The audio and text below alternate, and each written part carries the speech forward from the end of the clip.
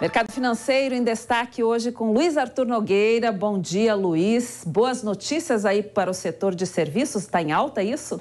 Isso mesmo, Cláudia Barto, bom dia a você, bom dia a todos. Muito obrigado a você pelo carinho da sua audiência. Boa notícia, setor de serviços em alta, mas no mercado financeiro hoje, banho de sangue, com uma inflação muito elevada nos Estados Unidos. Daqui a pouquinho a gente fala sobre isso. Vamos acompanhar no telão, então, os dados do setor de serviços. Repare que vem um dado muito positivo, uma alta de 1,1%. É o terceiro mês consecutivo de alta do setor de serviços, que é o principal motor da economia, gera cerca de 70% dos empregos no Brasil. Em maio já havia crescido 0,4%, em junho 0,8% e agora em julho acelerou para uma alta de 1,1%. No acumulado em 12 meses, o resultado também é positivo. Tínhamos chegado a um pico de 13,6% no mês de março, depois vem desacelerando e agora chegou a 9,6% no mês de julho, um bom desempenho do setor de serviços.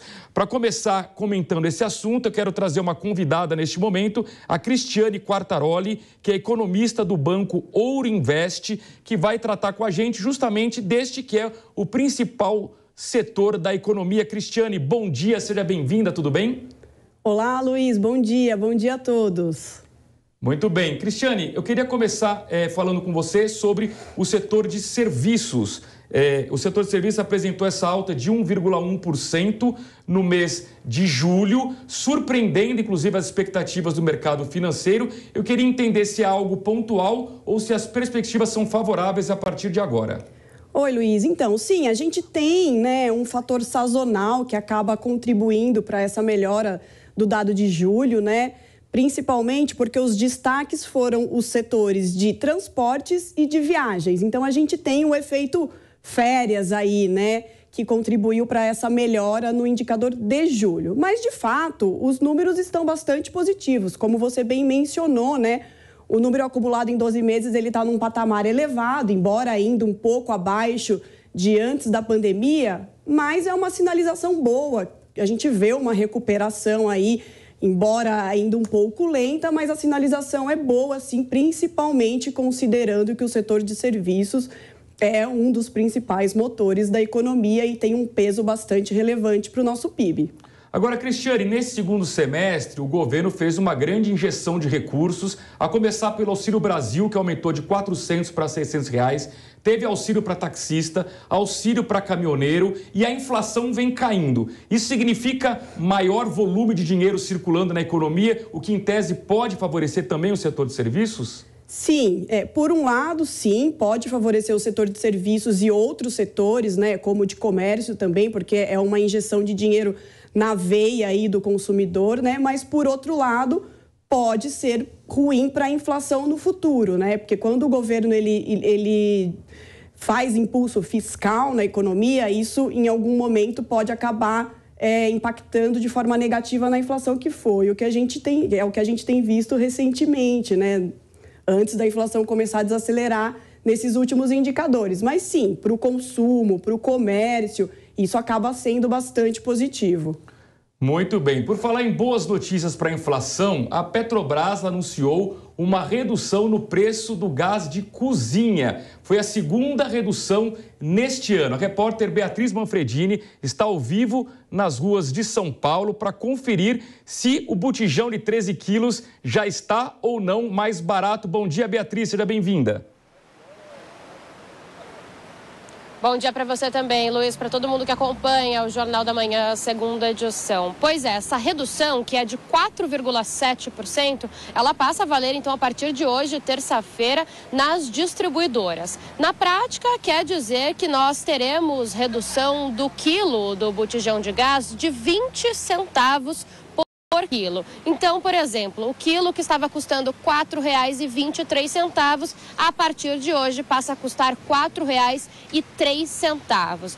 Para a gente comparar com aquele botijão de 13 quilos, que é o mais comum, entre aí os comprados pelos consumidores, o botijão desse valor, então, de 13 quilos vai ficar custando nas distribuidoras a partir de hoje R$ 52,34. Claro que redução redução nos preços sempre é uma boa notícia, mas o que os especialistas alertam é que nem sempre esse valor já vai chegar para o bolso dos consumidores. Isso porque, apesar dessa ser a segunda redução desse ano, a primeira foi em abril, agora no dia 9, a gente teve muitas altas também antes disso. Em março, por exemplo, tivemos uma alta de 16%, em outubro do ano passado uma alta de 7%, e em julho também de 2021 uma alta de 6%. Então, o que diz a inflação oficial do Brasil, o IPCA, é que se a gente fizer aí a conta dos últimos 12 meses, encerrando agora no mês passado de agosto, em todo esse tempo, a alta do botijão de gás foi de 18,42%. Portanto, no mês passado, agosto, para os consumidores, em média, um botijão de gás de cozinha de 13 quilos estava custando R$ 111,62. É por isso que alguns especialistas dizem que, apesar dessas reduções nos preços dos combustíveis, nem sempre esse valor está chegando ali na mão do consumidor final. A gente ouviu um economista, o professor do IBMEC, Gilberto Braga, e separamos um trechinho. A inflação vem caindo por conta do controle e baixa dos preços dos combustíveis. Entretanto, isso não se reflete no custo de alimentos menores, que continua sendo o principal fator de pressão da inflação. Isso também determina que, para as pessoas de mais baixa renda da economia, essa deflação, essa diminuição de preços médios da economia não vem sendo benéfica, exatamente porque a conta do supermercado não diminui. Pois é, Luiz. Então, só para a gente fechar, independente da análise, claro que tem a redução nas distribuidoras, então vale a pena ficar de olho. A partir de hoje, o quilo do GLP, o gás de cozinha, tem que estar 20 centavos mais barato. É isso aí, cabe ao consumidor fiscalizar e cobrar essa redução. O presidente Jair Bolsonaro, hoje pela manhã, agora há pouco, em São Paulo, ele foi pessoalmente fiscalizar preço de combustíveis num posto perto do aeroporto de Congonhas. Vamos acompanhar o que disse o presidente Bolsonaro. Etanol 2,99, São Paulo, pelo lugar que está 2,50, gasolina 4,59. Estava na casa dos R$8. Em cima disso daí, diminuição do ICMS e a venda direta do etanol. Então, não foi canetada, foi trabalho dentro do parlamento, do Congresso, a maioria.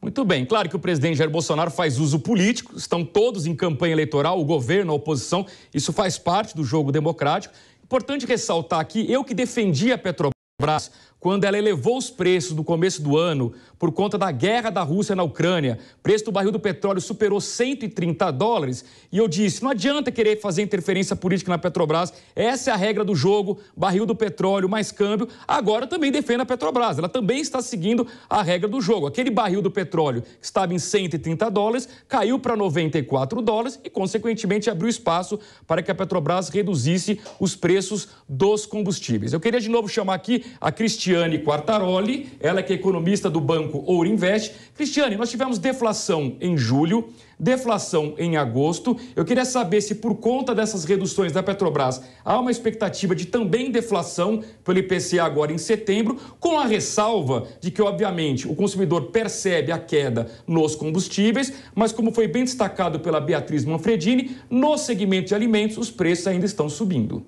Com certeza, Luiz. Inclusive, o professor também mencionou, né, essa questão dos alimentos. A inflação ela é composta por uma cesta de produtos, né? Então, por mais que a gente tenha aí uma queda em alguns itens, como combustíveis, o gás, tem outros itens que ainda estão subindo, né? Como é o caso dos alimentos. Tem alguns fatores sazonais também.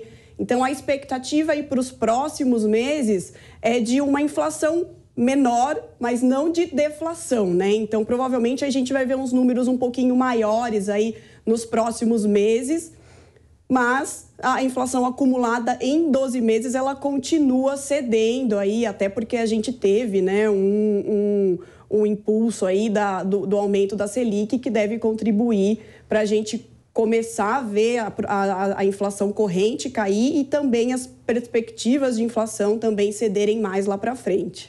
Verdade. Bom, Cristian volta daqui a pouquinho. Eu queria agora mudar um pouco de assunto, falar sobre o banho de sangue no mercado financeiro. Está tudo no vermelho por um motivo muito simples. A inflação nos Estados Unidos veio acima do esperado, né? Acabou surpreendendo negativamente os investidores, os analistas que estavam na expectativa de que a inflação iria cair nos Estados Unidos, o que possibilitaria que o Banco Central americano não precisasse elevar tanto a taxa de juros, e hoje veio aquela ducha de água fria. A inflação ao consumidor veio no acumulado em 12 meses 8,3% em agosto, quando a expectativa era de 8,1%. E o reflexo disso a gente confere agora aqui no telão, os principais mercados em baixa. Índice Bovespa abriu em queda de 1,26% aos 111.973 pontos. No próximo gráfico, a gente vê as principais bolsas mundiais. Nos Estados Unidos, tudo caindo também. Dow Jones, queda de 1,89%.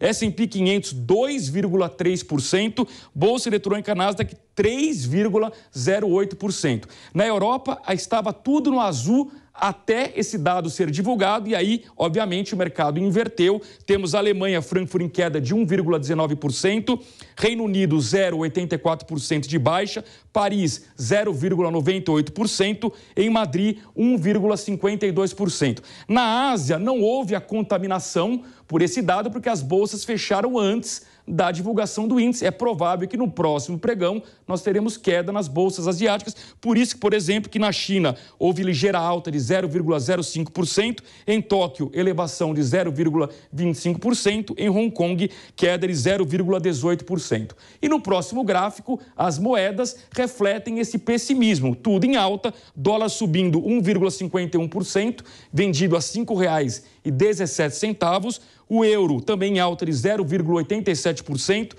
5,20, e o Bitcoin despencando 4,35% aos 21.385